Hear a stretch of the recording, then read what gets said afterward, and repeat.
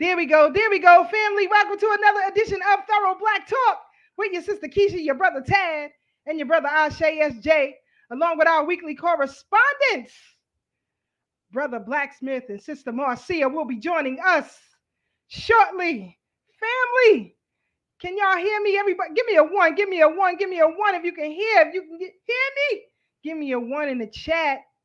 It should be working now. There you go. There you go. All right. Sister Farnessa said, yeah, we can hear you now. All right. I believe her. I believe her. I believe her. But we got a lot to discuss, a lot to go over. You know, this is Throwback Thursday. So, you know, on Thorough Black Talk, we throw that history back for you, keep you informed and abreast. I hope everybody's staying cool in this heat wave. Who's dealing with the heat wave? Let me know what the temperature is where you are. Because I think it's like 90 something degrees right now in New York. But I want to know what the temperature is where you reside. Let me know what it is. Let me know what's popping, family. I got to know. Even our brothers and sisters across the pond in Europe is dealing with this heat. But this is our weather. You know, I'm a July baby, so you know it is what it is. I love it. I love it. I can't complain. I love this heat. I love this heat. I love this heat. Maybe it's just me. But, you know, got to do what you got to do to stay cool. You know what I'm saying? Keep your pressure down, too. Don't let these crazy folks out here, especially in these internet streams, drive you insane to take you off your square. Make sure you stay on point. Don't let them take you off the square, family, because we got so much happening and we have to stay focused right now. It is seriously critical that we do so. We're going to get Brother Tad in here in a few minutes. I see Brother Blacksmith getting set up. Sister Farnessa, she said it's 79. Where you at? I think we got you beat, sis. I think we got you beat. Sister Amanetu said 89. Wait a minute, 89 in Arkansas. I'm telling you, boy. This is my kind of weather. I hope y'all loving it. I hope y'all love it. Brother Bomani on the check-in. UF in the building. Let me tell y'all something. I don't know what they call it today, you know, but when you listen to Brother Bomani, that's hip hop. That's hip hop. That's what hip hop is. I mean, his lyricism is always on point. His delivery is always on point. He is a master at his craft. And so I like to give people their flowers while they still here. So my brother, you know how I feel about you. That's between us. That's between us, brother. Always a BB for Hodier, Sister Farnessa. A BB for Hodier. And to everybody else on the check-in, we got a lot to go in on, family. And shout out to our new subscribers. We love y'all. We appreciate y'all.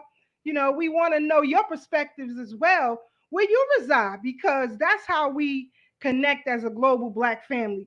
That's how we develop allies. That's how we understand what the common goal is. You know, once we converse with each other around the globe. And so having these internet spaces, we should be able to do that. But I want to go back to a throwback history point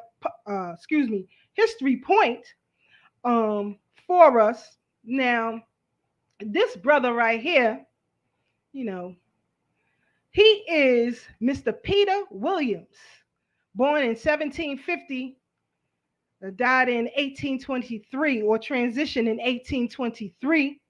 He is the forefather of Seneca Village. Seneca Village here in New York City was a middle-class, bustling town of Black people doing their own thing. And so oftentimes we don't know about unsung heroes, right?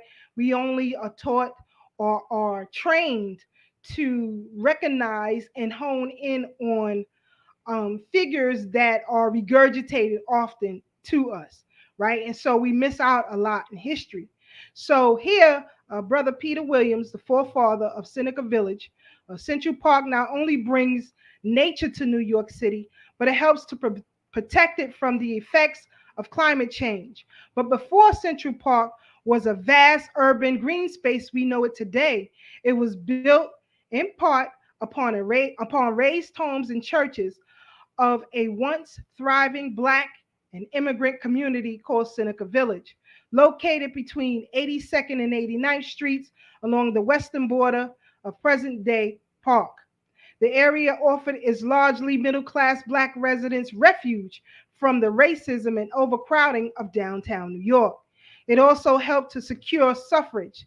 To vote, black men were required to own at least $250 in property for at least 3 years. As it developed, Seneca Village welcomed Irish immigrants, many having fled the potato famine. In 1857, New York City seized this land by eminent domain. While he passed away a few years before Seneca Village was established, Williams had helped found the African Methodist Episcopal Zion Church, which purchased several lots and drew early residents to the then rural area. The church became the cornerstone of the community and is among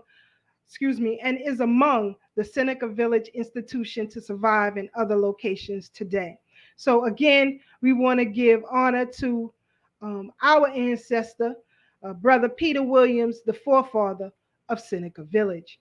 I often say it's very important that you study the history where you reside so that you can connect the dots, on your plane. You know what I mean? I see my brother Tad on the check-in. We're gonna get brother Tad up in here. Here you go.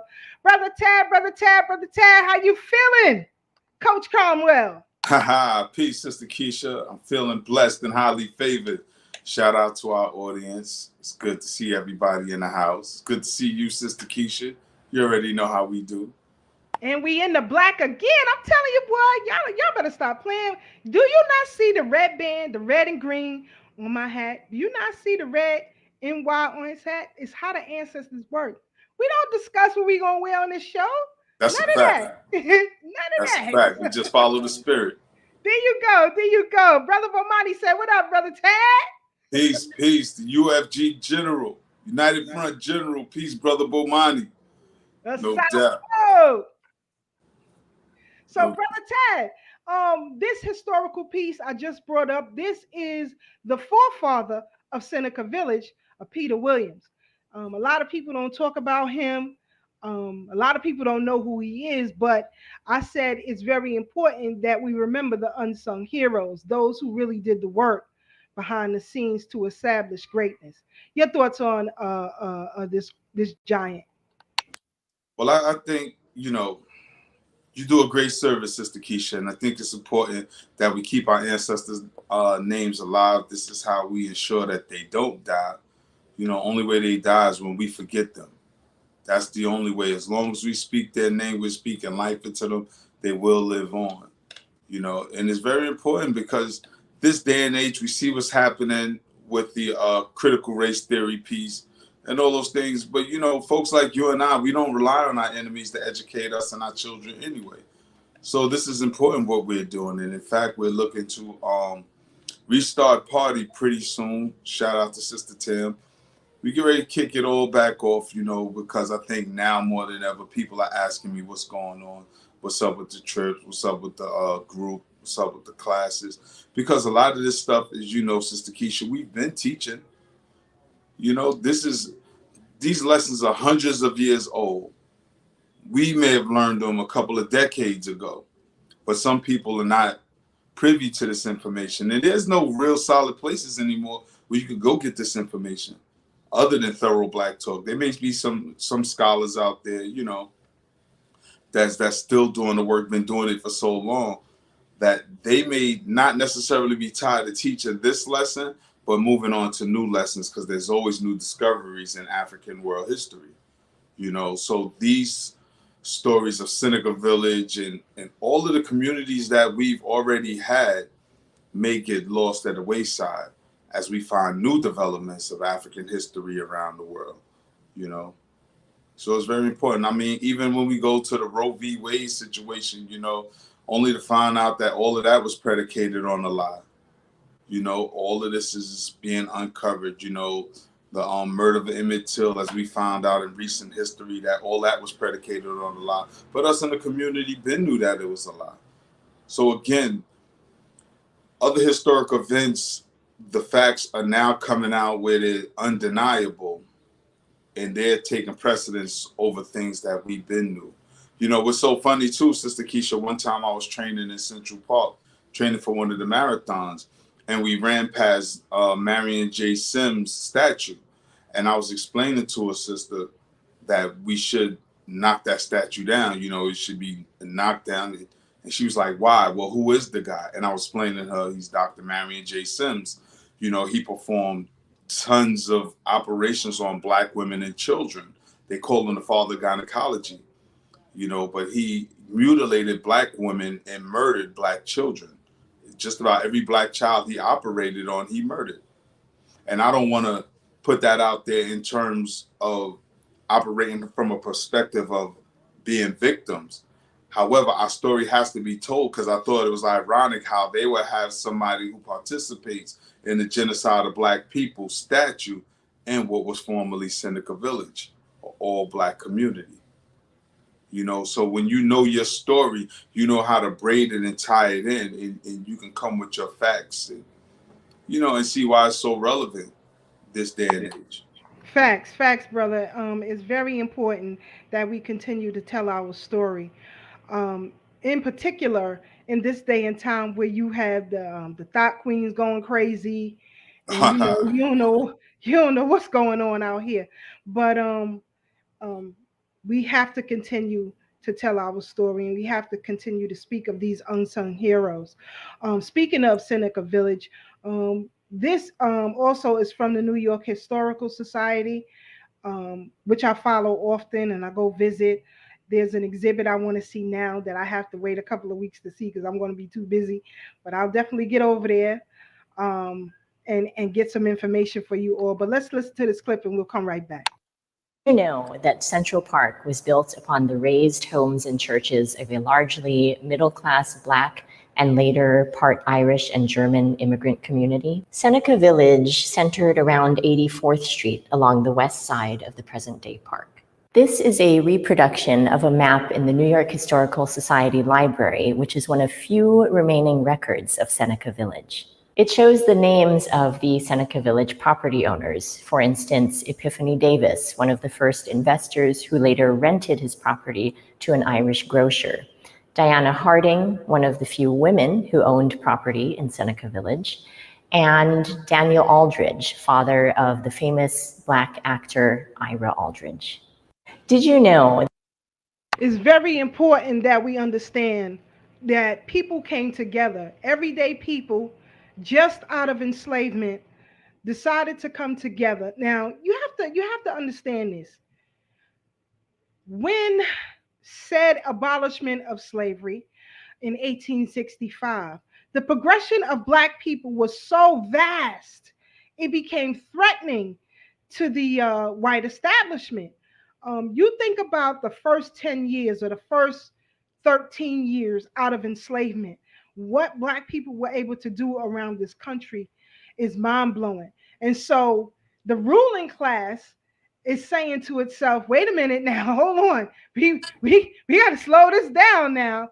We got to slow this down. This could be very problematic.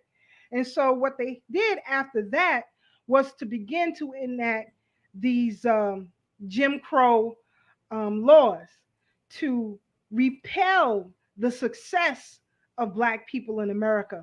So it's very important, family, that we remain vigilant in telling our stories. I see my brother Blacksmith. Let me get him in here. Brother Blacksmith, how you feeling? What's good with you?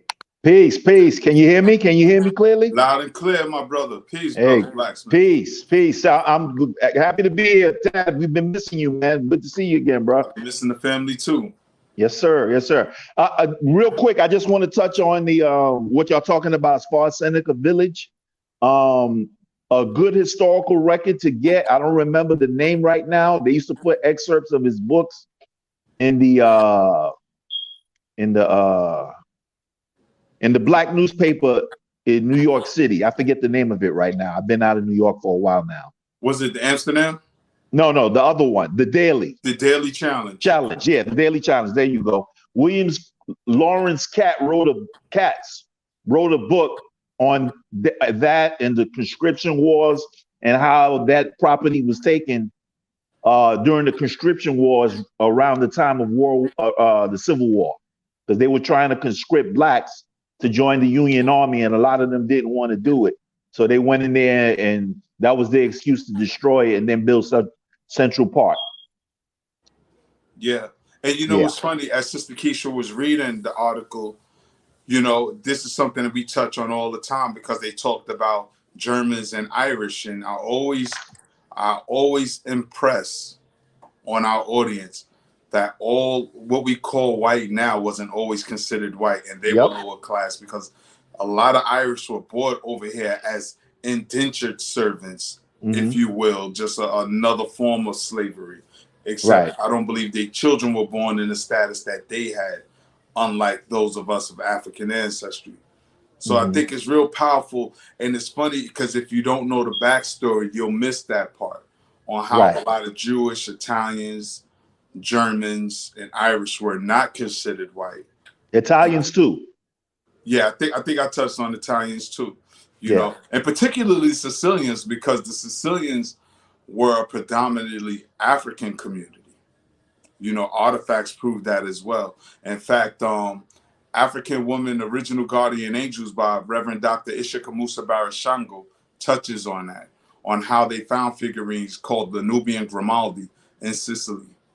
And that's why Sicilians are looked down on in Italy. And Sicily's the little island that looks like it's getting kicked by the boot, you know, and that's why the mob had to form the mob, this thing of ours, because of the bloodline.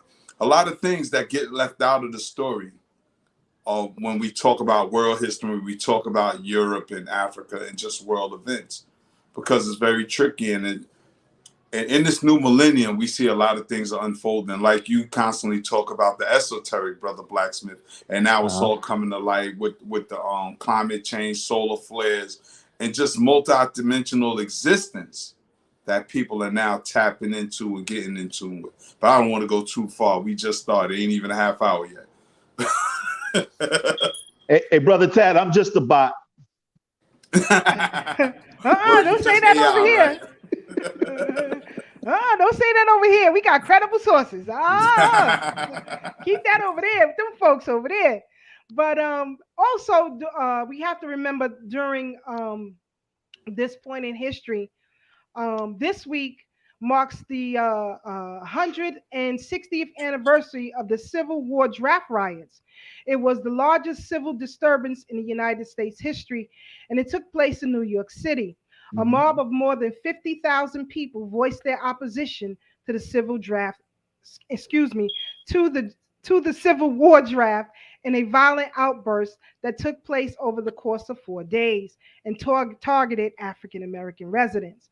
Rich men could buy their way out of the draft for $300, about a year's salary, leaving mostly working class men, many Irish immigrants, to shoulder the burden. They wreaked havoc across the city and targeted black civilians.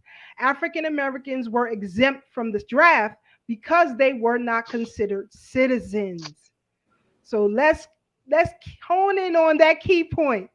Now, the Irish, who were the immigrants, were considered citizens, but the Africans who built the nation weren't considered citizens. When this draft wheel was donated to New York's Historical Society at the end of the Civil War in 1865, it still contained more than 3,600 unread draft cards, some of which you can see on display at the museum's fourth floor. The mob also zeroed in on colored orphan asylum on 43rd Street and Fifth Avenue. Thankfully, the 250 orphans who lived inside were evacuated by the orphanage but the orphanage was never rebuilt in the same location.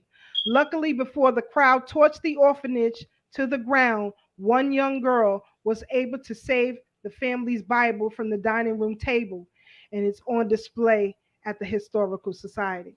Wow. So, we have to remember, because in this climate of reparations, often people do not know how to voice historical reference correctly in an argument, and oftentimes get crushed by stupidity.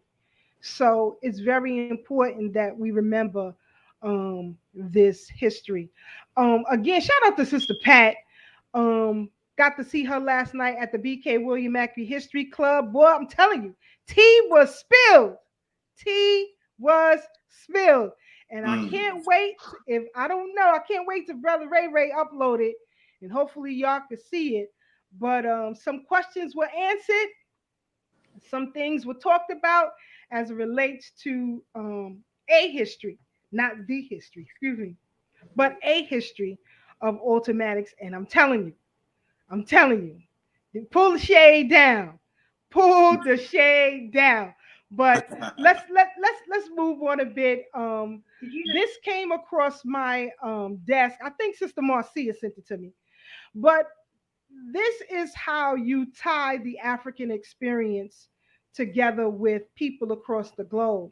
And it's very important that we fight where we are. If you're in Germany, you fight there. If you're in Europe, you fight there. If you're on a continent, you fight there. But we have to understand that we have a common enemy and we can be common allies to defeat this enemy because we face the same fight. Now, here in America, we have an issue with gentrification. And now you have politicians who are prohibiting original citizens of these neighborhoods from barbecuing outside on the street, from gathering in large groups outside on the street, unless it's considered one of the city's closed streets or, a block party or something like that. But you can't do these things anymore. There was drumming once upon a time in the park in Harlem, and the residents got in an uproar and said they didn't want to hear that drumming no more. Marcus Garvey Park, excuse me, to be exact. So now you have issues with gentrification in Germany and how they are criminalizing said ghettos, right? So other folks can move in. So let's hear these sisters' story, and we'll come back and we'll discuss it. Hold on, family. Here we go. That Denmark, a country that markets itself as one of the happiest and greenest countries in the world, actually double penalizes some of its citizens just based on where they live and their ethnicity. I'm here with the Collective Against Environmental Racism here in Copenhagen to tell us more about that. Did you know in Denmark there's a law called the ghetto law, a law that force displaces citizens from their neighborhoods in order to destroy the buildings because they are people of color, or as the Danish government call it, non-Western. It's interesting because Denmark often labeled as a green country, as a happy country, but yet destroying perfectly sustainable buildings and housing because there's too many people of color in the neighborhood. Seems very fascist, but also very contradictory. So get to know me. Did you know that the Danish government is also selling some of these houses to private-owned companies that can then build new non-sustainable apartments that are double the price, sometimes triple the price? To fight this fight, follow these organizations. Almen Modstand, Bolig Aktion, and our collective, the Collective Against Environmental Racism. End forced gentrification and environmental racism all over the world. And make sure you share this video. So again, family, we have a common enemy. We have a common enemy across the globe, and we have to recognize that. And that is what Pan-Africanism is. The collective doing what is necessary so that the collective wins. Too many of us that I see on these social streaming platforms debating Pan-Africanism, spending too much time arguing ancestors' points. That wasn't the goal of said ancestors, for you to waste days, months, years arguing their points. We learn nothing from history when we continue to make these errors. So, your perspective, Brother Black, on what's happening with our brothers and sisters in Germany facing environmental racism the way that we are here. Right. It's funny that you asked me in particular to Germany, but I'm going to flip that a little bit and talk about Europe as a whole. But I'm going to start in the United States, going back just a little bit on what we were touching on before you went to the clip. The draft riots or the draft wars that you were talking about was the same war I was talking about. They called it the conscription wars, draft riots, so on and so forth. as in this day and age nowadays, as we can see, I don't know what if y'all been keeping up with what's been going on in France in particular. France is considered a collapsed nation right now because of all the rioting there. And they ain't stopped rioting, or let me say protesting, since the lockdowns came in 3 years ago. So, but one thing, I've never been to Germany myself. I've been to a few countries in Europe, but not to the ones that I'm talking about. In particular, my cousin, he used to be in the military, and he told me that gentrification was happening in Germany in particular, and all over Europe, because he toured in a lot of places in Europe. Europe is a lot like the United States in that, depending on where you at, you could be in 4 or 5 different countries in a few hours. Like how we go state to state to state. That's how they do it over there. And they're gentrifying too. But the big difference is that unlike in the United States, where most of us live downtown because we were slaves back in them days, and then now, you know, they gentrified those neighborhoods, downtown Brooklyn, Harlem, you know, certain parts of the Bronx, so on and so forth. The opposite is true in Europe, because most of the people that would be considered minorities live in what would be called the outskirts of town, as opposed to the downtown areas, because of the history. So it's happening all over the world, and it's just indicative of the times we're in, based on a lot of things that I'm talking about with the cosmos and so on and so forth. I'm not going to get into that because that's not what your question was. It's happening all over the world, and we see that it's happening because of what they're not talking about, which is the cosmic stuff that I talk about at times. Yes, indeed, brother. Speaking of France, I want you to hear this sister. She talks to, well, addresses the sister from Kenya. She's an activist. She addresses the president of France. Let's listen.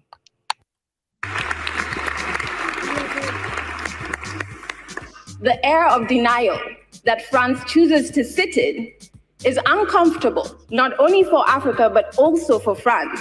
And it does no good for either one of us. How can you trust the source of your pain when the source doesn't acknowledge it? We, as Africans, feel the pain of colonization every single day. And so we ask you, Mr. President, how strong can a relationship that is built on pain, that is built on skepticism, and that is built on lack of trust really be? All of us in this room, and the millions more on the continent and off of the continent, want a commitment from you, Mr. President, that you will join us in the eradication of La France Afrique, which is a very unfair dominance, and it has to end. So again, France is facing all kinds of hell right now, and rightfully so. Them citizens ain't playing. They are not playing. And, pretty much a lot of European countries right now are dealing with uprisings because people have had enough of the shenanigans. It's too much. It is too much. And I feel the same here. Sister Keisha, can let me include something real quick. I don't mean to interrupt. Go ahead. We got to understand another thing. Just like we got everybody coming in through the southern border nowadays, Europe went through the same thing with, for the most part, Arabs and a lot of Africans, but for the most part, Arabs, and that's where a lot of the problems in Europe are happening, because a lot of these people is so many people coming in, they could form a whole community and not assimilate, and they're still holding on to a lot of their Muslim views and raping women over there and doing crazy stuff. But it's engineered. It's not something that like here, their borders were open. And so you got an influx of people coming from other places with their customs and ways, and, in order to cause an imbalance so that they can destabilize the countries, and then, COVID and blah, blah, blah, everything else included in that, and lock down the people. Got you, brother. Right. Definitely a clear point and perspective. I appreciate that. We have this woman here. Again, remembering unsung heroes and being able to tell history in totality, not leaving things out. This is the great Harriet Robertson Scott. Um, she is the wife of Dred Scott. She is the one who actually filed the petition on their behalf. So again, it's very important that we remember um, history. So when you say Scott, you cannot exclude Mrs. Scott. You just can't. And we have to learn how to tell history correctly so that our people feel um, full in the information that they're getting, right? You don't want to leave things out. But I remember a little while ago, right? I think on maybe last couple of months ago, actually, we talked about Washington Square Park, formerly being Land of the Blacks here in New York City. Now, there is an urban channel that I follow on Instagram, and now they are talking about this particular history that we've already uncovered here on Thorough Black Talk. Let's take a listen. This used to be the African community that disappeared due to British rule. It is Washington Square Park in Greenwich Village. What happened here? So, in the mid 1600s, Dutch colonists violently attacked Native Americans in a conflict known as Kief's War. And after the war subsided, they built the wall down at Wall Street as a form of a barrier between Dutch colonists and the Lenape Native Americans. As extra precaution, they started selling land north of the wall to enslaved Black people who were given a half-free status to act as a buffer between these two groups. Parts of what is now Soho, Greenwich Village, and here in Washington Square Park were known as the Land of the Blacks or the Negro Frontier, and it had over 30 African-owned farms. Shortly after, though, the Dutch gave this area of land to the British, who renamed it New York, and implemented slave codes, which severely restricted the freedoms of these enslaved Black people and eroded this entire community. Wow, goes to show how these neighborhoods in New York City have changed throughout the centuries. Stay curious, my friends. This used to be the So again, we already uncovered this history on Thorough Black Talk more than once. It's very, very important that you recognize history where you are, right? You could be walking past a street and not even know that that street was manifested or developed by your own people. That your own people were the original settlers of, these areas. It's very, very important that we maintain history. Now, moving on real quick, and we'll come back to history, of course, family, because this is what we do over here. But, on Thorough Black Talk Worldview, we always give you the facts. We always come with it 100%. Now, Brother Black has been informing you all about these solar flares that are going to be happening. He also talked about, remember, he said they are going to uncover everything that Hunter Biden was doing, everything that your elites have been involved in as far as sex trafficking through various countries such as Ukraine and other places. All of this now is being talked about in mainstream media, but of course, we bring you the Thorough Black Talk truth over here. Brother Blacksmith already gave you the info. Now is validated, because I know some folks they don't believe it unless they come from good white sources, Brother Black. Unfortunately, our people move like that sometimes. So, I'm used to it. Your perspective, brother, on this discovery or alleged discovery of what you already talked about, these solar flares. Give us your insight, brother. Well, I don't know if you looked at the video I tagged you in a few days ago. I did, yes, indeed. Oh, okay, so if lately my sleep patterns have been crazy lately, and if some of you out there are experiencing headaches, sluggishness, different sleep patterns, you might be hungry at times when you're usually not, or vice versa.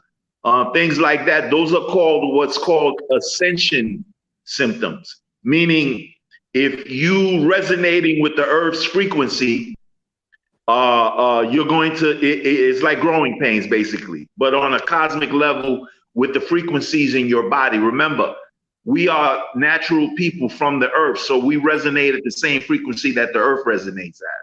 And this is why the 5% is called Black Women Earths. So basically, if you're ascending, you're going to be feeling some of those symptoms. There are others as well, but those are the main ones. And the solar flares are going to keep coming to a point where it's going to be so hot on this earth. A lot of these crackers is some of your friends, some of your mates, some of your neighbors or whatever, your workmates ain't going to make it. And a lot of us ain't too, especially if you ain't, you know, concentrating on meditation, eating well, staying in shape, you know, that kind of thing. So, you know, it would behoove y'all to get yourselves right. Not because, you know, I want you, I want your body to look all that or whatever the case may be. Get right with yourself and know this information. Look it up if you have to. I'm Flavius Jones on Facebook. I'm friends with everybody on this panel. So it ain't gonna be hard to find me because I'm sure most of us got common friends. Yes, indeed, brother. One more thing, because Sister Pat said, so they couldn't find the prince on the cocaine. They know who Prince is on the cocaine, Sister Pat. Yeah. You already know. But again, you know, just to say, my brother was right in Zach again. And then he also told y'all about these people coming up with these sightings, or if you will, unraveling or discoverance of information as it relates to UFOs and things of this nature, and how we have to be careful of these hologram things that they're going to present in front of us, and that we shouldn't be distracted by the shenanigans. So again, brother Black, your perspective. Okay, well, there's such a thing called Project Bluebeam, and let me explain Project Bluebeam real quick. What Project Bluebeam is going to be a fake alien invasion. I believe because of, this is belief now, this is not fact. I believe because 45 was in office and he set up something called the secret space,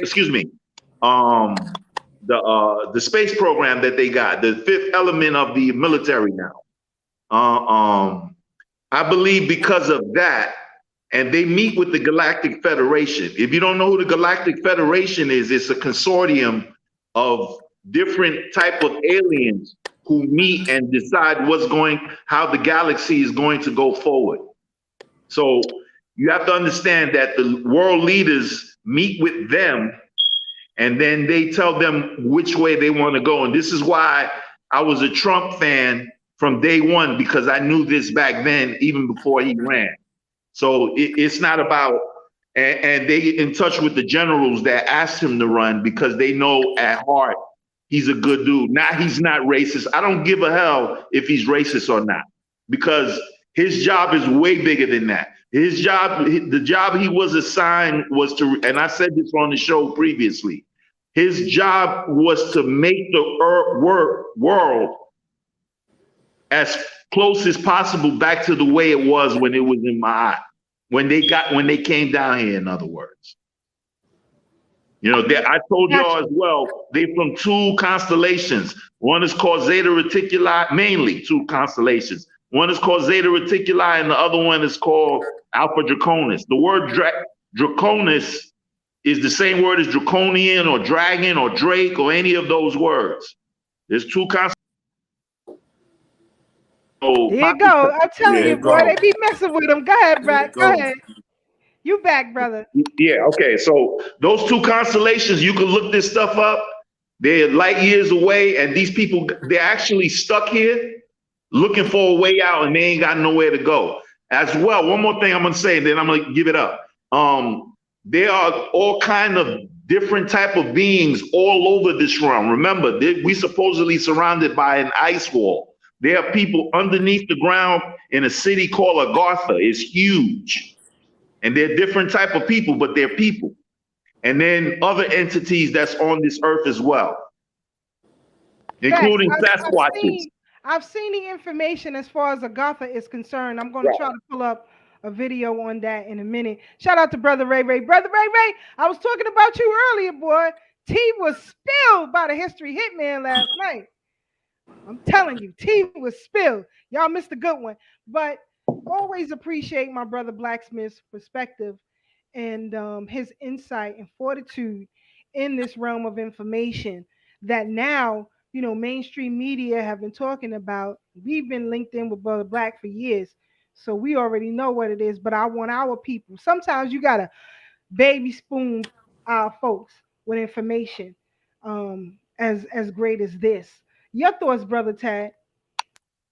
Now, I mean, Brother Blacksmith is awakening my early stages of development. Like I always say, when I first came into the knowledge, it was through the Bible, then the Illuminati, then into African history.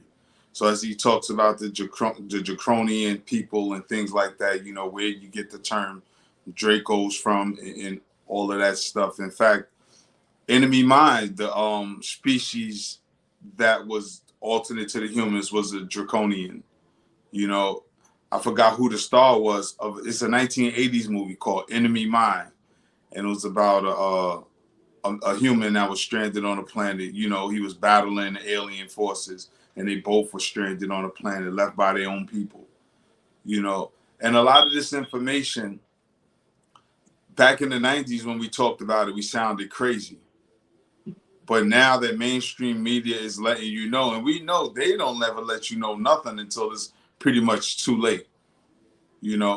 So it's very it's a slippery slope we're on, because some things you can't believe that they'll report because we know they specialize in misinformation. But then at the same token, we can't ignore it because then we'll be misinformed. So we have to take our own critical analysis and start doing our own research. Don't take our words for it, but dig deeper. Dig deeper. A lot of authors that you can find information from, all of them will not be Black. Let's just clear that up, And sometimes our folks, we got to get out of that mindset of that we have the only information, which is not true.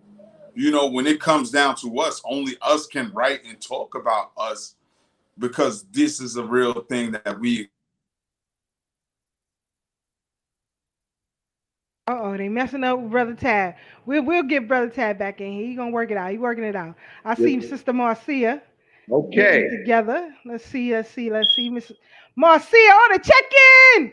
Yes, Sister Pat, you said Dr. Bobby Hemmett put us on years ago. There's a story that the history hitman tells of Brother Bobby Hemmett. One day outside of the slave theater. History hitman tells the story that everybody's coming out, but Bobby Hammond is outside, and anybody who's familiar with those times at the slave theater, how great the conversation was after the lectures.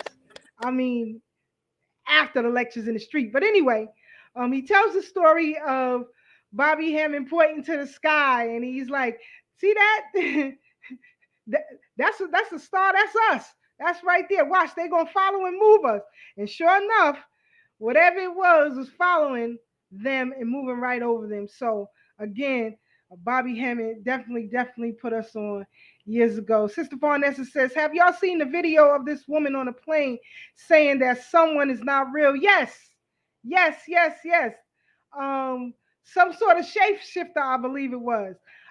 Yes, I've seen that, sis. But Marcia on the check-in, how you doing, sis? How's everything over there? Africans on the rise. Thanks for having me. Good to see you all. Is that my speaker? Am I echoing? Go ahead, you're clear. Go ahead. Okay, thanks. Glad to see y'all all back again. It's another Blacktastic week. The weather is just my favorite weather. It's sweaty, but it's still my favorite weather. Mine too, sis. So last week we talked about let me see, I'm hearing some feedback noise in the background. Let me see. There we go. All right. So last week we talked about 118 U.S. congresspersons, governors, and presidents who are descendant of slave owners, right? We gave that history, that demographic and breakdown, Democrat and Republican members of U.S. government. But it's often said, or you have heard me say, that when you dabble in the duopoly, that is Republican and Democrat politics, you are playing with the devil. And, when I say that, people think I'm talking from a religious or a Christian perspective, right? I often get that commentary when I make those posts on social media platforms such as Twitter. Well, I'm suspended from Twitter now, but other, platforms. This is the feedback that I get. They assume that I'm a Christian or something like that when that's not the case, even though I'm well versed in said religion. But anyway, when I say you playing in the devil's cesspool, I mean it. I mean it. And tonight we have the proof of that. Now I'm going to play this clip and then we'll come back with some facts and we'll come back and discuss it as a group. Hold on, family. Here we go.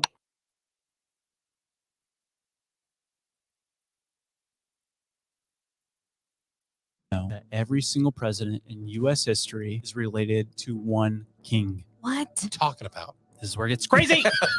This man, Harold Brooks Baker, he did all this study on U.S. presidents and royal lineage. He had this theory that the presidents weren't voted in by the people, but they were actually selected based on royal bloodline. So 13 or so years ago, this 12-year-old girl, for her 7th grade project, with the help of her grandparents, went down the lineage of each president, and they all connected to one man. Weird. All their lineage traced back to King John from the House of Plantagenet. How is that possible? And there's a folklore around the House of Plantagenet that they were actually descendants from a demon. Oh, what? That's horrible. But that's where this dude's theory came in. He's like, it's not about who the people vote for. It's within the candidates that are running for president, who has the more direct bloodline to King John. So there you have it, family. I don't just make this stuff up. I know what the hell I'm talking about. Now, here is some information about this dynasty. The Plantagenets were the longest ruling dynasty in British history, from the founding member Henry II, who took the throne in 1154, through the death of Richard III at the Battle of Bosworth in 1485 England. Witness the extraordinary family's turbulent reign. Generations of shifting loyalties and infighting saw fathers falling out with their sons, brothers turning on brothers, and cousins plotting to usurp the crown in a protracted and very real game of thrones. But according to legend, none of this would be surprising, as the dynasty is said to have been spawned from a powerful French count and a demon. And a demon. Stop playing with me over here. I told you playing in the devil's cesspool, but nobody want to listen to me.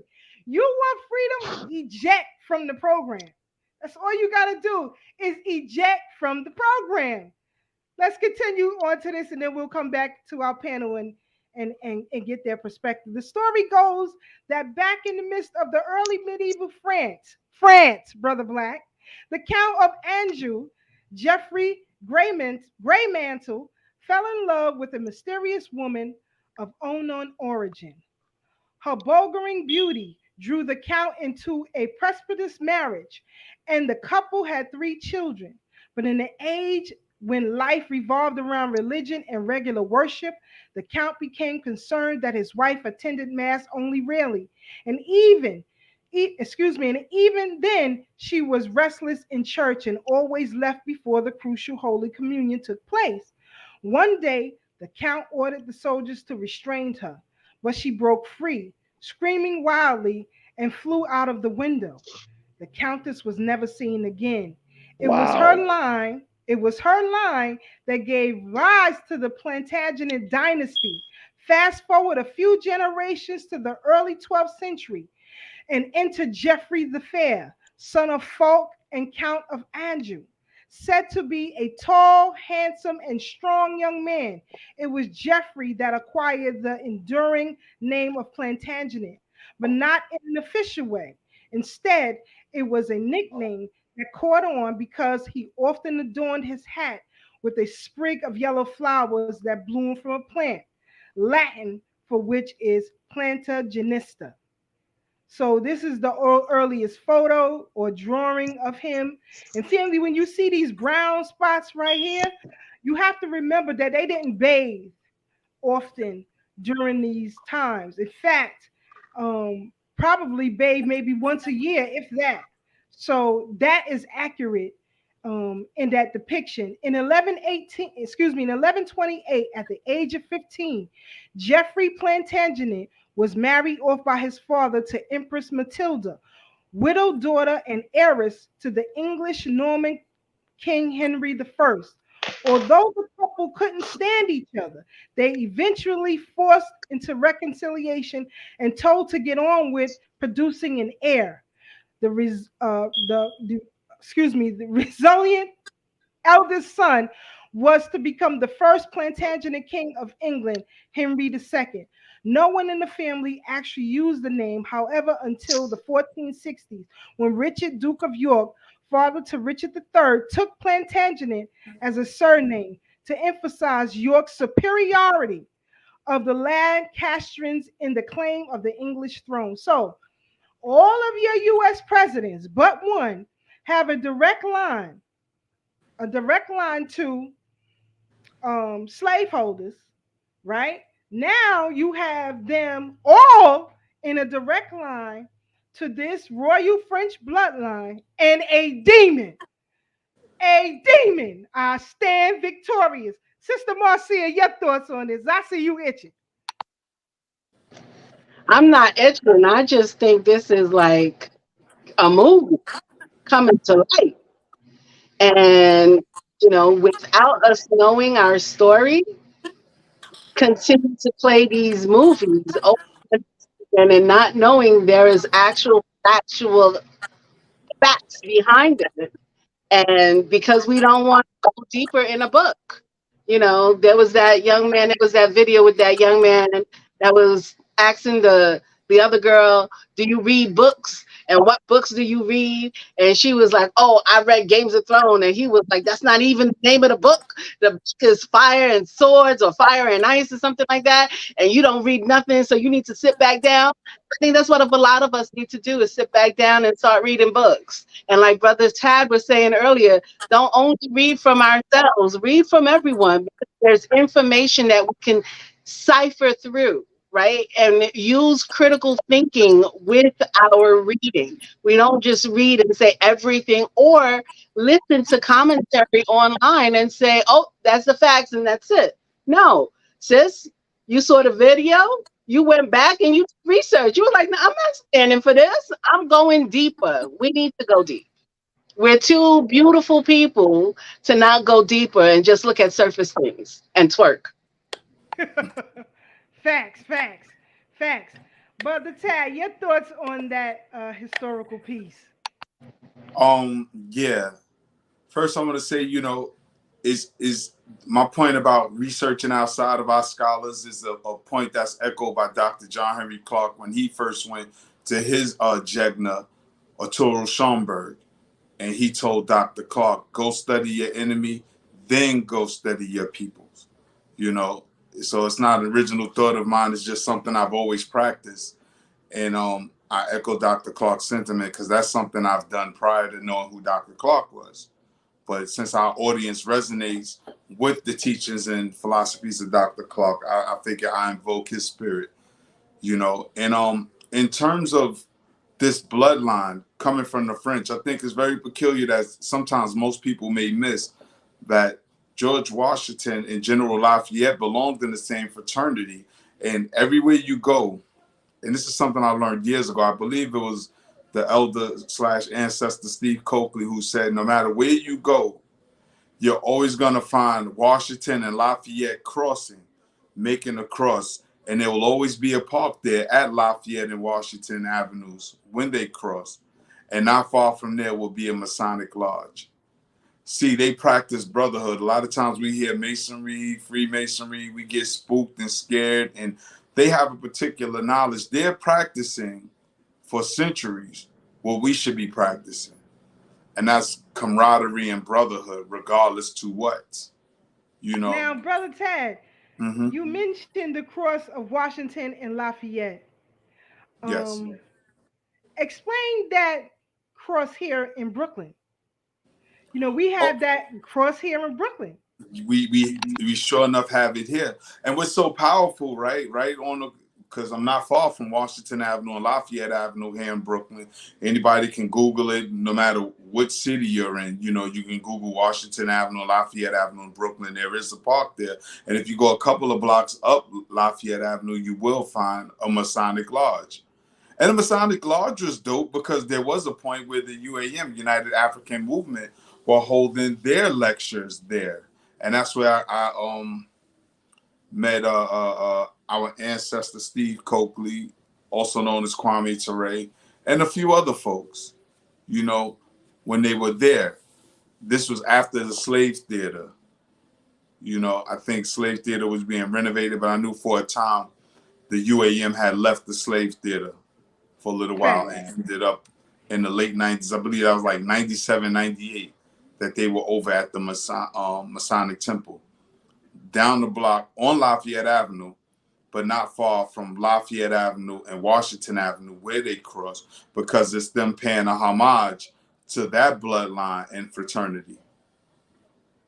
You know, so Very it's very important, family. This is why it's important to understand the history where you reside, cross streets that you may live on.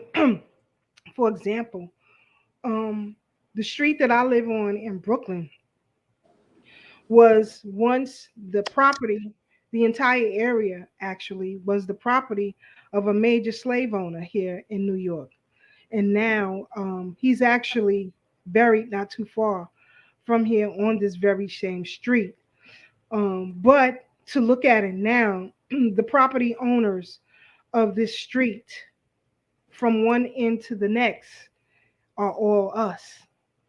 So it's very, very important that we understand this powerful dynamic. Once we were the property, now we own the property. So it's everybody's black from one end of this avenue to the end of this avenue. All of us are black. I learned that when we were running in the Freedom Party and we had to cross reference the congressional lines and the council matter district lines. So I learned who were the property owners on every street in my district. So that's very important that we remember, you know, where you live at. You know, be surprised where you live at. Do some research. Last night we had meetings at the BK William Macri History Club, and they're at 103 Quincy Street. Quincy was one of the major players here too, as far as the slave trade is concerned. So, you know, you have to be aware of your surroundings and where you are. Today in New York history, 1977, where were you when the lights went out in New York City?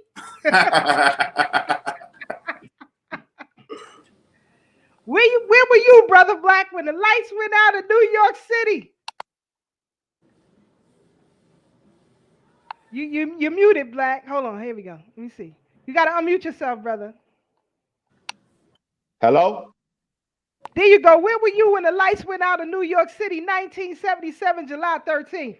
With my brother in Fetco Supermarket looting the hell out of it because there was no alarm systems working. Facts. I mean, it was off the chain. You had to be here to experience the blackout of 77. Yeah, that was crazy. Yes, it was. Yes, it was. I was a child at that age, but I remember clearly. If you know Fort Greene, you know Honcho and you know the Lugos and all of them, and you know Supreme Magnetic and all of them. When Supreme came from downtown with all the gold change, or I was dying. People was robbing juniors. It was off the chain. Brother Ted, you remember they caught J. Michaels? Yeah. My father.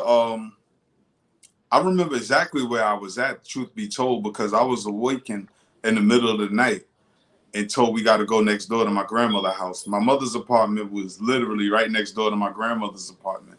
And I remember, and this when Doggy and all of us were little, you know, So Doggy was like a baby because I was about 4 years old then. But I vividly remember this. We were awakened in the middle of the night by my mother. It was dark. She said, come on, y'all, we going next door. We went into my grandmother's house. We all sat in one room, and you heard all of the people yelling and screaming outside, you know. But, you know, growing up in New York, that was normal anyway, so I went to sleep. But when I woke up, we had a brand new living room set. And my father and his friends went downtown. I think it was J. Michael's, Sister Keisha, the furniture store that used to be across the street from Nicholas Bookstore, where Nicholas was at. You know, same side as McDonald's. Facts, I remember. We had a brand new living room set. I mean, we had the couch, the love seat, the end tables and fan. It was funny. It was like a short, like a cocktail table, but it was a fan. It was weird, but it was a nice living room set too. I remember it, like it had like brown and tan stripes. Yeah. And and to our audience, this is very important. Be mindful of what you say and what you do around children because they're sponges. They do remember things that you won't believe they remember. Like we're talking about something 46 years ago. And I'm telling you, I really, really remember that. I remember that night. I remember that morning, you know. So with that, be mindful of the things you say and you do around young people because unfortunately, we think children don't understand. But when children are young, that's when their minds is the most absorbent. And they take all of these things in. And things you may have forgot, the children will remember. Because that's their experience. That's their introduction. And all of us will always resort to our foundation of where we learned certain things and got certain behaviors from. So always be mindful of what you do around children. Because like I said, I was 4 years old, Sister Keisha, and I remember it like it was yesterday. Me too. I remember it. My mother actually didn't live in Fort Greene at that time. We lived in Flatbush, downtown, Bergen between Flatbush and Fifth to be exact, where we lived at that particular time. That's where I lived at as a child. But my Aunt Penny was living in Fort Greene, and I would spend the summers either at Aunt Penny house in Fort Greene or Aunt Pauline's house in Farragut Projects, right? So one of them I was going to be in. This particular summer, I was with Aunt Penny, and we all was in the house. And I remember, like you said, you hear all the noise and commotion outside. I was 7, but I remember it like it was yesterday, and very vividly. All the people who were coming in and out of the building. Like I said, I remember who was looting what, and people was running down the streets with cheesecakes. That was hilarious to me. That was hilarious to me, for real, for real. But it was definitely an experience to be had. Sister Marcia, what do you know of the blackout of '77? If you have any information on it. I was in a crib sleeping. I don't. Here we go. We gonna play this clip and we'll come back for some reference and we'll come back and discuss it. Hold on, family. Here we go. Behind me, I was home, sitting here watching television. Bingo! All the lights go off, television goes off. I go up to the roof, look out. Darkness. I'm 12 years old. I'm watching Bewitched on television, and the lights go out. I thought it was just us, because that's a common occurrence. I looked outside, and everything was black. On the night of the blackout, my friend Cheech was visiting, Cheech from Cheech and Chong, you know, and I got a call. Well, the lights went out. I said, come on, let's go up to the Bronx. Okay. I'm covering the story. Oh, I was in the middle of a blowjob with a client at Caesar's Retreat, and all the power went out. It was July 13th, 1977. New York was at the beginning of what would become a brutal 10-day heat wave where temperatures were daily over 100. Con Ed says the blackout was triggered when severe lightning knocked out transmission lines that connected Indian Point, the state's main power grid, to the city. With those lines down and with demand for power unusually high because of a heat wave, other generating plants unable to handle the load began cutting themselves off. It took only minutes before it was all over. New York had been disconnected from the nation's electric system. The first reality check was a bodega right across the street from where we were playing. The gate went down. Shoo! Shoo! Shoo! All pandemonium broke, and people just started screaming blackout. And then you heard like bottles breaking and people just running, and we were like stuck out there with all this equipment. And to be out there in the blackout, you were prime. You know what I mean? You were prime for the picking. Everybody was like, hit the stores. It was like, hit the stores. And everybody just started running all at once.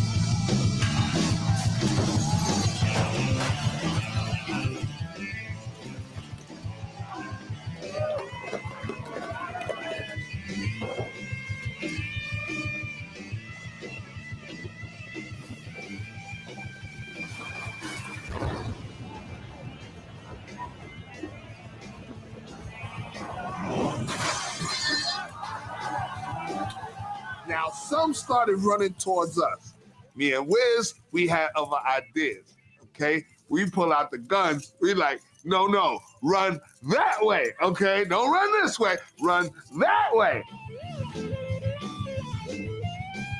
Wiz stayed with the equipment, and I proceeded around the corner because there was an electronics store, the sound room, and they had DJ equipment in there. And this is my first time admitting this, telling this story, but yes, I did sneak in there, help crash the gate down, and crawl in and pull out a Clubman 2 mixer. But like I said, couldn't just say, I'm gonna be a DJ. You needed equipment. And that's all I really, wanted. I wasn't trying to loot, everything I could find. Before that blackout, we had literally just maybe 4 or 5 legitimate DJ crews. The next day, the very next day, it sprung this whole revolution of DJs. That was a huge spark and a huge contribution to the hip hop culture. The rest of the city had other things on their mind. Supermarket. Hold it. Did y'all hear that point? The blackout, July 13th, 1977, was the spark of the hip hop movement. Let's continue. Department stores, banks, check cashing places, jewelry stores, everything.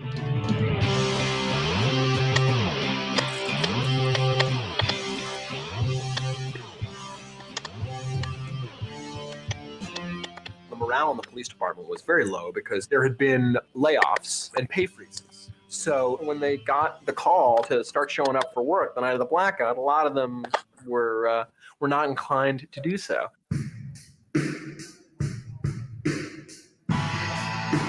Now guys are starting to come in. We're all in uniform. We're all sitting around. And the door flies open. And this guy comes in. What the F is going on? They're walking away with my store. The CO hears this and he comes out. And he says, who are you? He says, I'm the commanding officer. You're the commanding officer? Well, command something. He says, they're walking away with Broadway. So we take streets to get up to Broadway. There was thousands of people in the street. Carrying chairs, carrying refrigerators, carrying TVs. How are we going to arrest all these people? So I says, let's get the cars over here. Take what we can take, and the rest of it, the hell with it. We're putting 2 and 3 guys in the back seat. We're putting televisions in the trunks. We're putting televisions in the back seat on their laps. Sometimes we're putting 2 guys in the trunk and closing the trunk and transporting him to the precinct. Welcome to the blackout of 1977, family. Again, the kickoff of the hip hop movement. That's why it's very important that you understand history in its totality. Nothing is isolated. When you study history, let me just give this tidbit. When you study anything in history, 2 things you must remember. You do not study one thing, one person, or one entity singularly. You have to study the entire history of that period, right? So that you can see the whole story and put everything together. Now, when people talk about hip hop, really, and I've never seen nobody mention the blackout of 77. That's where all the DJs came off.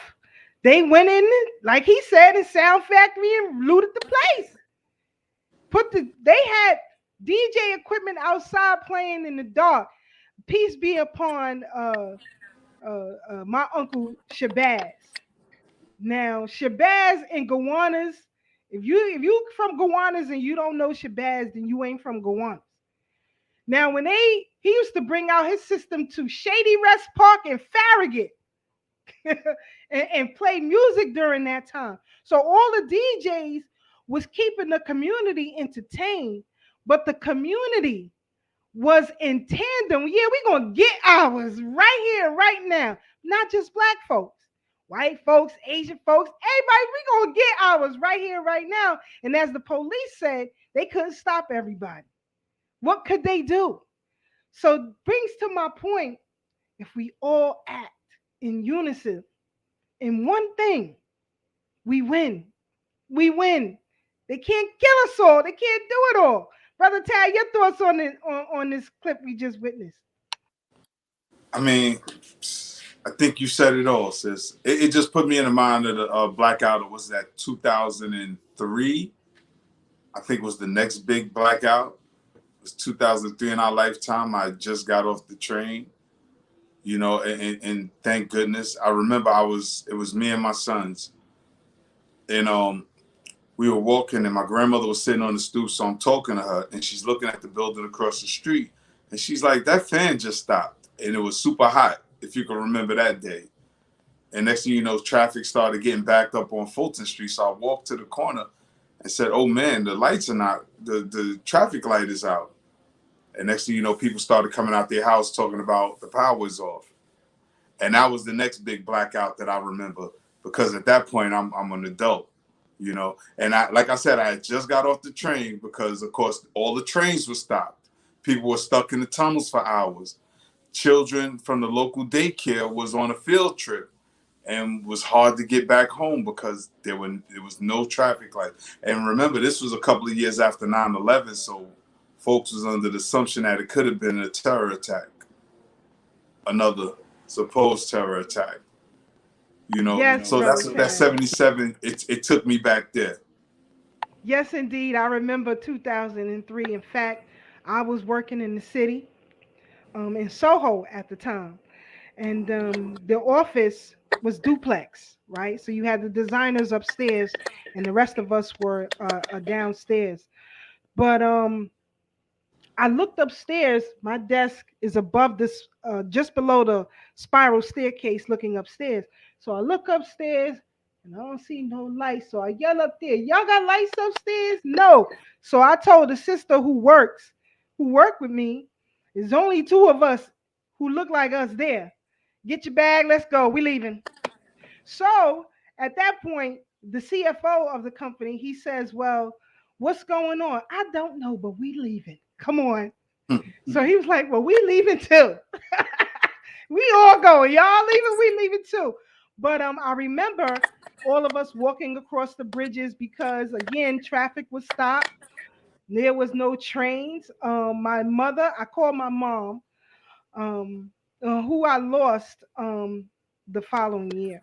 But anyway, I called my mom and I asked her about my daughter, who was a child at that time, and her and all the little cousins, they went to the day camp in Fort Greene. And she said, don't worry, Uncle Jack got all the kids. All the kids is at Aunt Gwen's house. You just get back here. So my younger sister was working at, I believe, Sheridan Hotels or Sheridan Towers at that time as one of the managers there. But she had taken a nap, as she normally does in the afternoon. You know, they left my sister in there. She was out, left her in there. She woke up like, what the hell is going on here? But, you know, a lot of shenanigans, a lot of craziness. Sister Marcia, your remembrance of the blackout in 2003, sorry. 2003, I was coming back from a doctor's appointment. Jaquan had a doctor's appointment, and I had one, had the flu. I was dying. All I knew was death was at my door. And I'm driving, and I'm like, and I'm at Springfield and the Conduit. And I said, what's wrong with this light? I merge up to Farmers. And I said, what's wrong with this light? So I turn off to go on medicine at Walgreens because the doctor said, yes, you're dying. You have a flu. You're not going to live anymore if you don't get no medicine. So I went to go get the, medicine. And they said, Miss, you can't get medicine. I said, what are you talking about? I'm dying. The doctor gave me this prescription and he said, I'm dying. So please help me because I'm dying right now. They said, nothing we can do for you. Here's some NyQuil. Maybe that will help. And go rest. I put Jaquan in the bed with me and I died. I don't know what happened. My mother worked in New Jersey at that time. I don't know nothing about nothing. Again, I was in the crib for that blackout because I don't know anything that happened.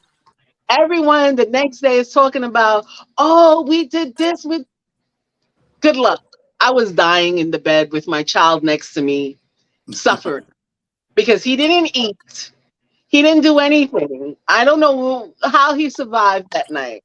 I think my mom came in the house at like 2:00 in the morning and she said, what are you doing? You don't even check on me. And I said, I'm dying. Leave me alone. Take the child. Go away. That was the 2000. And I'm so happy I was not at work. I'm so happy everything just worked out perfectly. I tell you, divine order I'm sometimes. telling you, what I remember clearly, everybody was packed walking across the bridges. But as Brother Taz said, you have to remember what had recently took place with the coming down of the towers in Manhattan. So everybody was giving them brown folks the side eye. Where you going? Where you going? You ain't. Right. I remember people. The buses were so packed, right? Because people were literally hanging off the doors. But they was pushing them folks off. You ain't riding. We don't trust you. But I'm telling you, it was pretty crazy. Brother Bomati said he was out there getting his too at 03. I feel that, brother. I feel that. Brother Magnetic Tyson, he said that he remembers the 77 blackout. He said that being out in the blackout in that heat in July, yeah, Christmas came early for real, brother Magnetic Tyson, for real. It was crazy. Sister Pat said, yeah, that's when that disco song came out when the lights went out in New York City. Definitely. Uncle Robert was a DJ and he was definitely spinning that on the ones and twos in the summertime.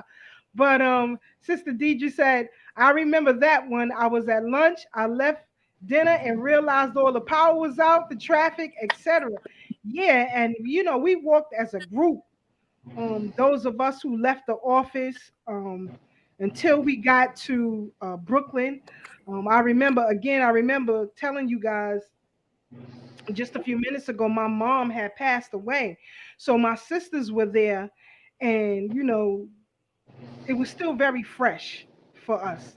And so having my aunt saying that the children were all right and everybody was good, I went to check on them, and we just pretty much stayed together that day. My sisters and I, they are young, a lot younger than me. So, those of us of Gen X, we know to be prepared.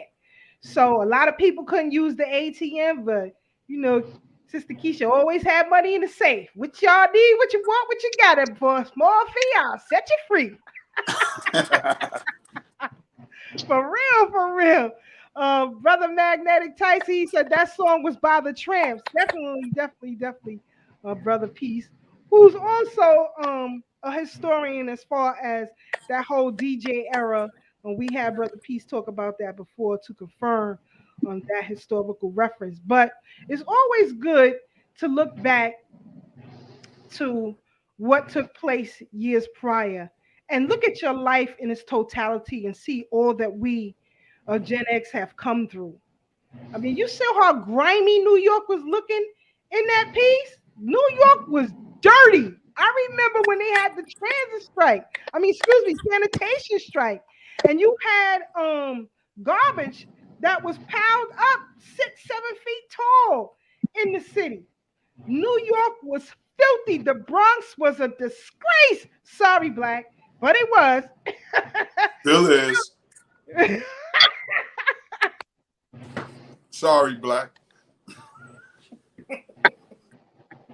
It was a damn disgrace in the Bronx, for real. All the buildings was burnt out, so it couldn't get no worse in the Bronx. But I'm telling you, Please. I'm telling you that it was a time where the community definitely got theirs. Those who didn't, too bad you missed out. But you can't say nothing about Gen X. We've been through some real stuff. Blackouts, Sister Keisha, pandemics, everything. Go ahead, brother. Sister Keisha, you know what's so crazy? As nasty and unattractive as it looked, I think that's when I felt the safest in New York. You know, just a couple of days ago, we had the scooter shooter out here. I think he was a Latino, might have been one of the migrants that came through. I don't know if y'all familiar, but a guy was riding around on a scooter just randomly shooting people. You know, a couple of those videos were floating on social media, particularly on Instagram. You know, we have all of these strangers in our midst now, because as you talk about these times, Sister Keisha, remember, we knew everybody in every house on our block. We also knew their visitors. Now, once we got gentrified, we don't even know our upstairs neighbor. We don't know the person who lived directly next door to us anymore. You know, there's no community. There's no camaraderie. You know, I always tell people, and I take pride to the fact that I was literally raised in a village, you know, where your neighbor could chastise you, you know, not necessarily discipline you, because we had respect for our elders. We know there was a certain family value that we had to live by. Not compared to today where anything goes. You know, you got this whole alphabet thing going on and giving children the right to not obey their parents, to just go into the doctor's office and say, you know what, I don't want to be a boy no more. Little girls could go in there, I want to take birth control pills at 12 years old. You know, it's just crazy where we are now. So though aesthetically it wasn't pleasing, but spiritually and emotionally, it was no place like it. And I see that in Africa, believe it or not, because as dark as it may be in some villages, you'll see a little 5 or 6 year old child just walking the street. And nobody's scared. Nobody's like, little girl, what you doing out here? Because she's protected by the village. She don't belong to just the mother. She belongs to the village, so that child is protected. And I miss that here in New York now. Because, you know, sometimes, you know, Sister Keisha, we always got to walk with our head on the swivel. We got to have our own back because nobody out here got our back anymore. And I'm going to step off my soapbox with that one. I love that, Brother Tad, because when I grew up, you know, I've often said my family came from IEC and Block, and we always got checked. Everything was always cute, copacetic. Even if you didn't like it, but you knew you were safe. And today you don't know you're safe anymore. So I love it. Thank you for that. Yeah, you see that lady had kidnapped her own child. I forget which state was that, Texas? Yeah, Houston, Texas. Where the woman was looking for this kid. Well, he's no longer a kid, he's 25 years old. But for 8 years, you know, it shows you how sick people are. And here the kid was hiding in plain sight. His name was Rudolph. You know, they were looking for Rudy. But the other young people that was meeting him on the block was just knowing him as Dolph. And instead of being the son, he's mom's nephew. But 8 years later, he was chained in his basement, cut, whipped. People are sick nowadays. But see, when you know who your neighbors are, you know what goes on in the house. You know who's coming in and out. You know when someone is missing. Shout out to my Staten Island neighbors. You know, I have a neighbor who always looks out. She always looks out. An assault rifle walking into a Sorry about that, Brother Tad. You had brought No, up that's all right, Staten sis. Island, but I wanted to play this clip. You know, you had brought Yes. it up. Let me play this clip, family. Here we go. store on Veterans Road West in the Charleston neighborhood. Video from this past Saturday night. The man points the gun there at an employee demanding cash. They say, there it is right there. He got away with nearly $1,000. Luckily, that employee is okay tonight. Yeah, if you recognize the man in the video, you're urged to contact the NYPD. And take a look at this. You see the man. Well, again, all of this craziness that's happening out in these streets. You know, as Tad said, we were safer back then. You know, Yeah. the community looked out for each other for real, for real. You could be outside all night. If Miss So-and-so was outside, you could stay outside. If Aunt So-and-so is outside, all the kids are staying outside. Now, when Miss So-and-so go upstairs, all y'all go upstairs. You know, that's just what it was. Am I right, y'all? Nah, that's a fact. That is 100% fact. And the elder would be like, all right, y'all get ready because I'm about to go in the house. And you know what it meant. Exactly. Those days we hold dear and hold true. Now you have mothers too busy wanting to show themselves and not having that communal spirit that those mothers that we come from had, those aunts and those grandmothers that we come from. Now they trying to be out here, they trying to be outside. I mean, brothers trying to be in the club. Nah, like the brother said in the video, he said, nah, when them fools was running this way, we had our guns out. Nah, y'all run that way. You see, protection was on point. Nobody during the blackout of 77 got their kids taken off the streets of New York City. Now, you don't have no blackouts. The lights is on, the sun is out, and kids is getting snatched left, right, and center because the community is so selfish, worried about themselves. Absolutely. Addiction to wanting to be seen is crazy. Absolutely. What TikTok, what video, what this, what that. They don't care about the children anymore. I fear that no one cares about the children anymore. Every time I say that, they say, oh no, you're crazy, sis. Sis, that's not true. You know, I make sure my child eats. Eating is not what's most important. Eating is important. Of course, having a meal is important, but there's the values that people are missing.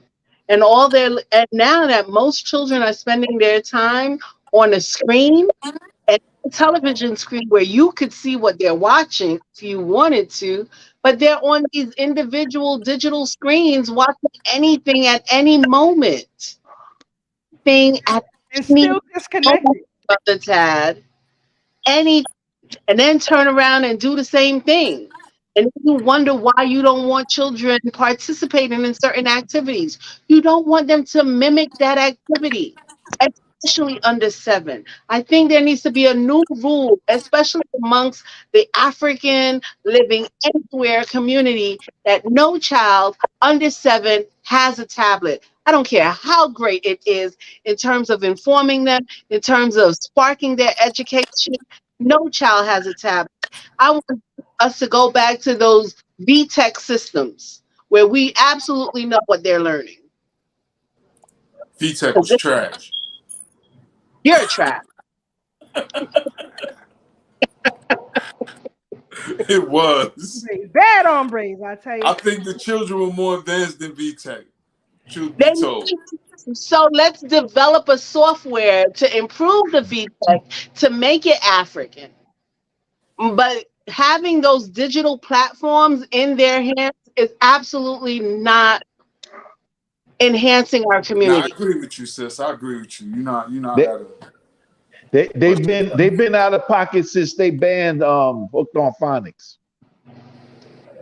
Yeah. That was good enough. But I'm glad you mentioned the disappearance of children and adults that go unnoticed here in the United States as it relates to Black people. There is a brother who developed an app to, let me see if I can get it here.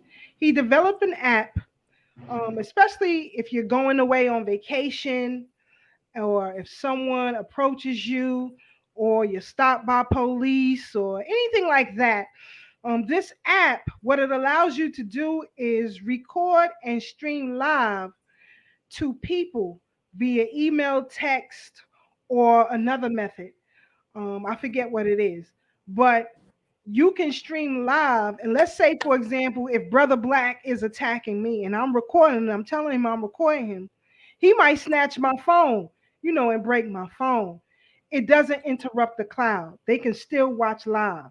They can still get the live video and report your whereabouts. The reason why I think this is important is because right now, when Black people are traveling abroad, a lot of them are coming up missing. Too many Black women and children are coming up missing. And so I think this is an app you might want to learn about. Let's give this a play and we'll come back and we'll get ready to close this out. Safety apps before, but today we've got one designed by a father and security professional with decades of experience in national security. His concerns over violence against the Black community, especially Black youth, drove him to do something about it. My name is James Allen Samuel Jr., and I'm the founder and CEO of Pluribus Incorporated.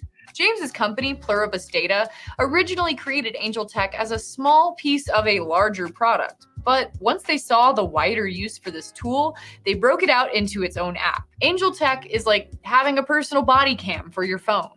It live streams whatever your camera sees to trusted contacts and stores that footage on the cloud. And with its consistent location updates, your loved ones can see where you are when you recorded the emergency. But what inspired the creator of Angel Tech? Being a child of God and then really caring about my fellow man and woman, just humanity. And so it's a love for people and our safety and our dignity. And being a father, I'm a father of two little boys and a husband of, this remarkable woman that we just talked about, Dr. Evelyn T. Samuel. It just happened. I said in other places, I was compelled. I had to do something. I have 30 years, right? I started when I was 3 years old of federal service in really highly technical fields. I'm an engineer, I'm a fighter pilot, and I'm a 20-year veteran of the U.S. intelligence community, working in big data and working in predictive analysis and all kinds of other things. And so, national security is in my blood.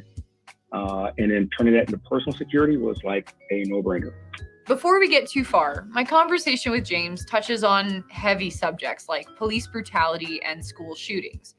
These are tough topics, but they're issues of public safety, and we did not want to shy away from them. Angel Tech aims to protect all families and give victims a voice and a record that might otherwise disappear. After 14 iterations of the app, we have the latest version that's out today. So what is Angel Tech?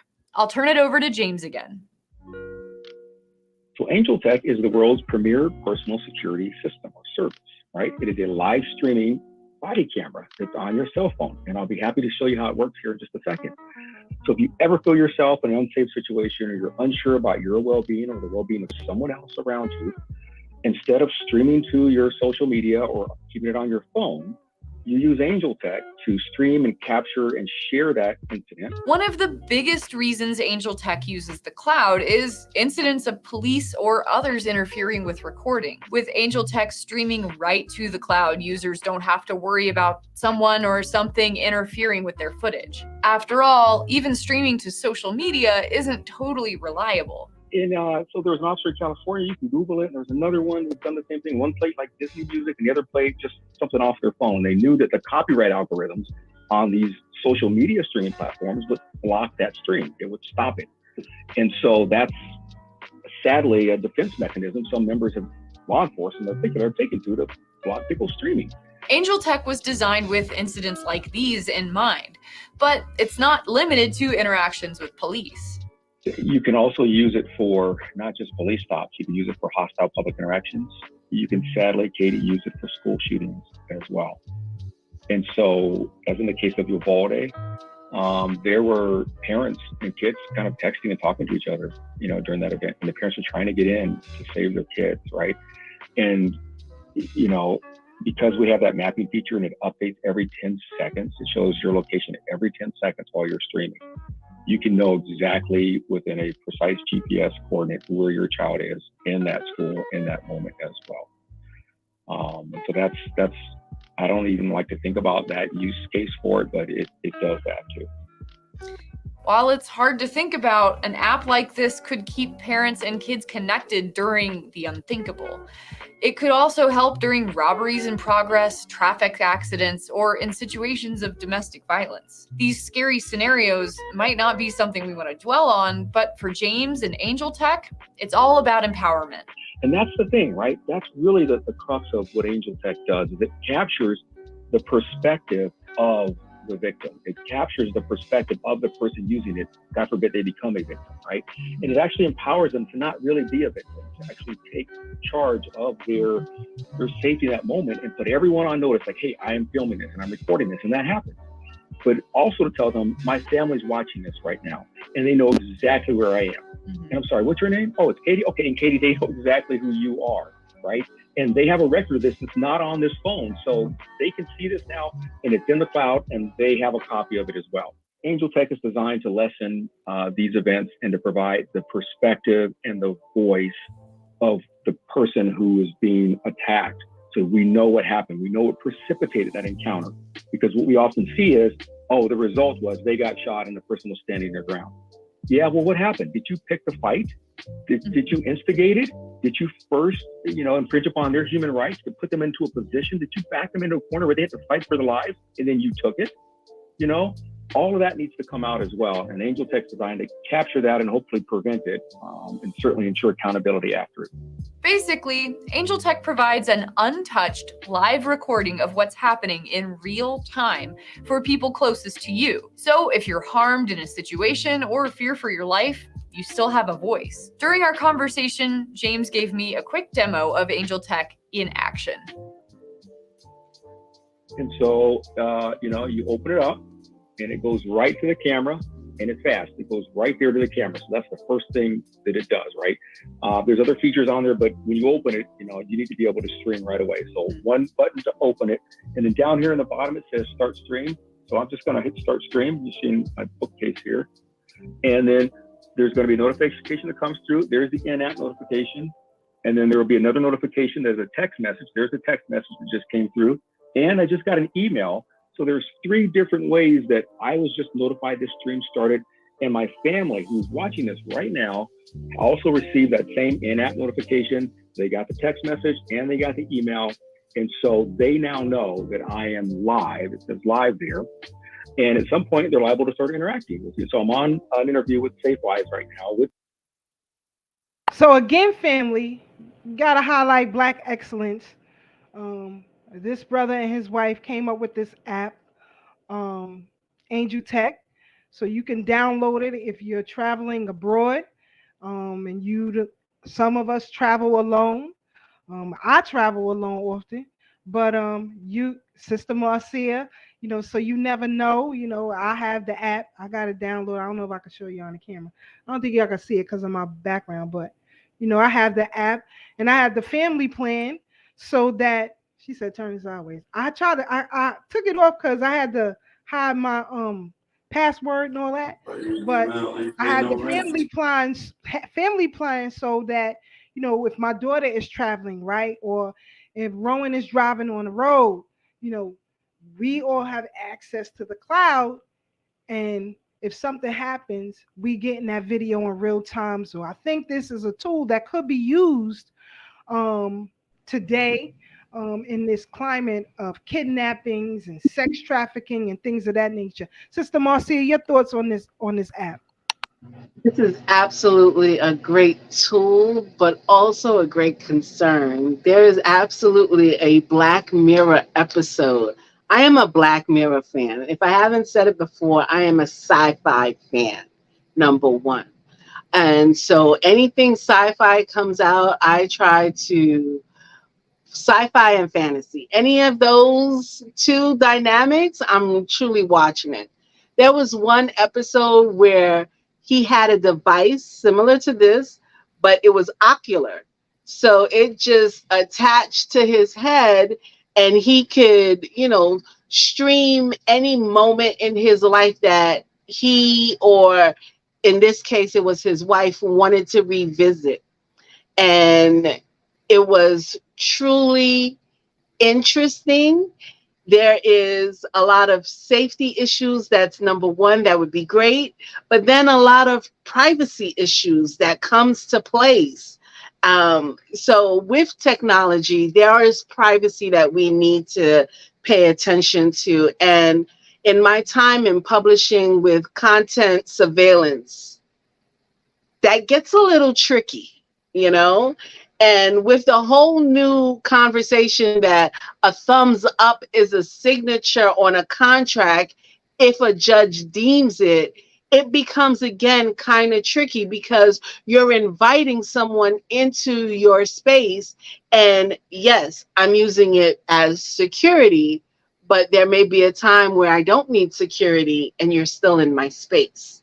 How do I avoid that? Because disconnecting to the cloud is not always disconnected. But I'm glad you brought up that point. According to the detail, and again, you could go to angeltech.com and find out more if you want to. That's Angel ANG. Excuse me. I think that's ANJEL Tech TECK. But they store no data. They store no data. So again, it's totally up to you. We had my neighbor actually who developed a similar app. We had him on the platform a couple of years ago, having a similar app, right, for the residents here in New York City, which is very, very important. I think it's a very critical tool to have. But I get your perspective on, where is this going? How much of my space are they holding in this time of AI, right? One never knows what could they be using it for. But according to them, no information is stored. It's totally up to you. And I think we have to try something in this realm, considering the alarming number of Black girls and Black women who are being kidnapped and trafficked today. But, that's just my perspective. And, I definitely see your point in that. So if you guys want to find out more information on that, you can do so in your own time. So we getting ready to close out, family. I know I'm tired. I know Brother Tad is tired. It's hot in here. It's hot outside. It's going to be hot and muggy tomorrow. Plus, it's supposed to be raining. Oh, Lord, the bugs are coming out. I got to light those candles outside tomorrow because I get a lot of bugs out here. We get a lot out here because here is a lot of swampland in East New York. So we get saturated heavy. Sister Bossy live in the East. She know what it is. So we get saturated heavy out here. Before I go, or before we close out, I want to remind you that if you haven't had any information about the Black Family Bike and Hike that's taking place August 6th at Shirley Chisholm Park, you want to be in a building 11 to 3 p.m. It's going down. Bring your bikes, bring your scooters, bring your skates, and let's get it in the park. Some people will be riding within the park. Some of us will be riding down to Floyd Bennett Field and coming back. It's going to be hot. This is the first week in August. You already know Black August. We're going to kick it off right. As Coach Cromwell always tell us, we have to stay in the best shape possible. And also with Brother Tad, Coach Cromwell, I think he still has his workouts in the park as well. But He did this Saturday. I think once Brother Tad gets into Shirley Chisholm Park, he gonna change the game. I'm telling you, that's how that park is sucks you in. It gets you, and you be like, he gonna be like, oh yeah, I can do some things in here. But we're gonna have some fun. I hope to see you all August 6th. Thank you to everybody who provided images for the video. Brother Tad, Sister Takia, Sister Marcia Tower, my sister Kim. Thank you all, Sister Tam. Everybody who provided images for the video is going to be fire. We're going to get ready to close our family. We're going to keep reminding you all as we get closer. Next week, we will not be on the air. I have to do some research. So Sister Keisha is taking a trip. We do real research over here. We don't play no games. And since we was talking about Black music, wait till you see where I'm going and wait till you see what I come back with. I ain't playing with it. I prove my points over here. We don't play no games. Brother Black, your final thoughts and comments, and let's get the people up out of here.